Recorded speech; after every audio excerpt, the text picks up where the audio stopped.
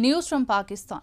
A third of Pakistan is literally underwater after weeks of torrential rainfall that triggered heavy flooding, killing more than 1,100 people. Pakistan's Prime Minister Shehbaz Sharif has said the $160 million appeal by the UN for flood aid to his country needs to be multiplied rapidly.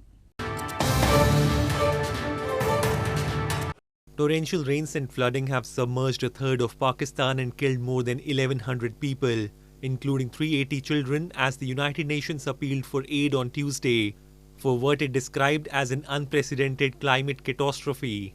Roads and bridges have been washed away, making it harder to get aid to the more than 33 million people affected by the disaster. Hundreds of thousands of them are living outdoors without access to food, clean water, shelter, or basic health care. Pakistan's Prime Minister Shehbaz Sharif has said the $160 million appeal by the UN for flood aid needs to be multiplied rapidly and pledged transparency for every penny. Sharif also said he feared the devastation caused by recent floods would further derail an economy that has already been in turmoil, possibly leading to an acute food shortage and adding to skyrocketing inflation, which stood at 24.9% in July. This is only going to provide $160 million. It's triggering others. Yeah. Already. So I think this needs to be multiplied rapidly. And I want to give one solemn pledge and solemn commitment at my command that every penny will be spent in a very transparent fashion.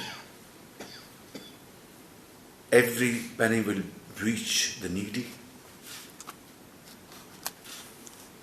There will be no waste at all. UN Secretary General Antonio Guterres said in a video message, Pakistan is awash in suffering. The Pakistani people are facing a monsoon on steroids, as he launched an appeal for help. The UN chief is expected to visit Pakistan next week. Early estimates put the damage from the floods at more than $10 billion, the government said, adding the world had an obligation to help Pakistan cope with the effects of man-made climate change. The losses are likely to be much higher, said the Prime Minister.